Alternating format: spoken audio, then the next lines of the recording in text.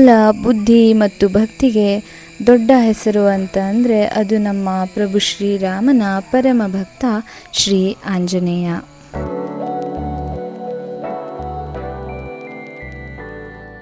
ನಮಸ್ಕಾರ, ಎಲ್ಲರೂ ಆರಾಮಲ್ಲ? ಹೋಪ್ ಎಲ್ಲರೂ ಚೆನ್ನಾಗಿದ್ದೀರಾ ಅಂತ ಅಂದ್ಕೊಳ್ತೇನೆ. ಹನುಮನಿಲ್ಲದ ಊರಿಲ್ಲ ಎನ್ನುವುದು ಜನಪ್ರಿಯವಾಗಿರುವಂತಹ ಮಾತಾಗಿದೆ.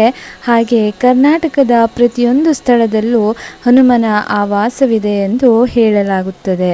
ನಮ್ಮ ಉತ್ತರ ಕನ್ನಡದಲ್ಲಿ ಚಂದಾವರ ಎನ್ನುವ ಊರಿನ ಹೆಸರನ್ನು ಕೇಳಿದಾಗ ಮೊದಲು ನೆನಪಾಗೋದೇ ಚಂದಾವರ ಸೀಮೆಯ ಶ್ರೀ ಹನುಮಂತ ದೇವರು.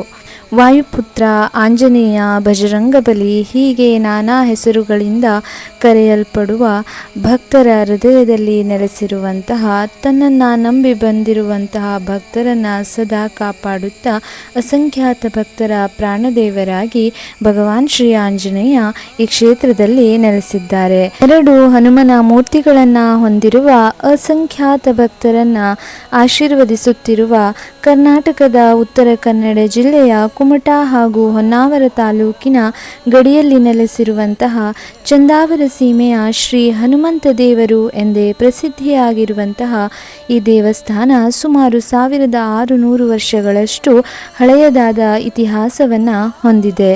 ಹೊನ್ನಾವರ ತಾಲೂಕಿನಲ್ಲಿರುವ ಈ ಕ್ಷೇತ್ರದಲ್ಲಿ ಒಂದು ಮೂಲ ಮೂರ್ತಿ ಇದ್ದು, ಇನ್ನೊಂದು ಮೂರ್ತಿ ಅಘನಾಶಿನಿ ನದಿ ತೀರದಲ್ಲಿ ಹಾಲಕ್ಕಿ ಒಕ್ಕಲಿಗ ಸಮಾಜದ ವ್ಯಕ್ತಿಗೆ ದೊರೆತ ಉದ್ಭವ ಮೂರ್ತಿಯಾಗಿದೆ ಎಂದು ಹೇಳಲಾಗುತ್ತದೆ. ಈ ಭಾಗದ ಲಕ್ಷಾಂತರ ಭಕ್ತರ ಆರಾಧ್ಯ ದೈವ ಚಂದಾವರ ಸೀಮೆಯ ಶ್ರೀ ಹನುಮಂತ ದೇವರು ಆಗಿದ್ದಾರೆ. ಚಂದಾವರ ಸೀಮೆ ಎಂದೇ ಪ್ರಸಿದ್ಧಿಯಾಗಿರುವಂತಹ ಈ ಕ್ಷೇತ್ರದ ವ್ಯಾಪ್ತಿಯು ಯಾಣದಿಂದ ಕುಚ್ಚಿನಾಡವರೆಗೆ ಸುಮಾರು 100ಕ್ಕೂ ಅಧಿಕ ಹಳ್ಳಿಗಳನ್ನು ಒಳಗೊಂಡಿದೆ. ಇಲ್ಲಿ ಸಿಕ್ಕಿರುವಂತಹ ಉತ್ಸವ ಮೂರ್ತಿಯ ದೇವರ ಪಲ್ಲಕ್ಕಿಯು ಕಾರ್ತಿಕ ದೀಪೋತ್ಸವದ ನಂತರ ಸೀಮೆಯ ಹಳ್ಳಿಗಳಿಗೆ ಸಂಚರಿಸುತ್ತಾ ಭಕ್ತರ ಬೇಡಿಕೆಗಳನ್ನು ಈಡೇರಿಸುತ್ತದೆ. ಆಷಾಢ ಶುದ್ಧ ನವಮಿಯ ದಿನ ದೇವಸ್ಥಾನಕ್ಕೆ ಪಲ್ಲಕ್ಕಿಯು ಹಿಂದಿರುಗುತ್ತದೆ. ಅಘನಾಶಿನಿ ಹಾಗೂ ಶರಾವತಿ ನದಿ ತೀರದ ಜನರಿಗೆ ಈ ಹನುಮಂತ ದೇವರು ಪ್ರಾಣದೇವರಾಗಿದ್ದಾರೆ. ಪ್ರತಿ ವರ್ಷ ಹನುಮ ಜಯಂತಿ ಮತ್ತು ಕಾರ್ತಿಕ ದೀಪೋತ್ಸವಗಳು ಇಲ್ಲಿ ಅತ್ಯಂತ ವಿಜೃಂಭಣೆಯಿಂದ ನಡೆಯುತ್ತವೆ. ಶನಿವಾರದಂದು ದೇವಸ್ಥಾನಕ್ಕೆ ಬರುವ ಭಕ್ತರು ಹೆಚ್ಚಾಗಿದ್ದು, ಒಂದು ವಿಶೇಷ ಪೂಜೆ ಹಾಗೂ ಪ್ರಸಾದ ಭೋಜನದ ವ್ಯವಸ್ಥೆ ಇರುತ್ತದೆ. ನೀವೇನಾದರೂ ನಮ್ಮ ಉತ್ತರ ಕನ್ನಡದ ಕಡೆಗೆ ಬಂದರೆ ತಪ್ಪದೆ ಒಮ್ಮೆ ಈ ದೇವಸ್ಥಾನಕ್ಕೆ ಬನ್ನಿ.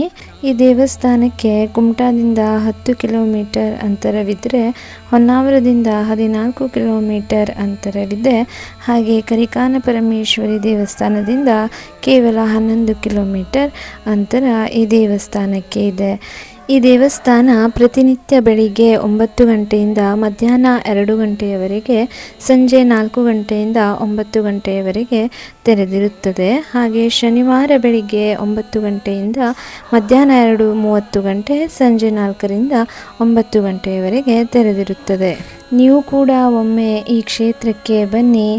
ಇನ್ನೊಂದು ವಿಶೇಷ ಸ್ಥಳದ ಜೊತೆಗೆ ಮತ್ತೆ ಸಿಗ್ತೇನೆ. ಭಗವಂತ ಎಲ್ರಿಗೂ ಒಳ್ಳೇದು ಮಾಡಲಿ. ನಮಸ್ಕಾರ.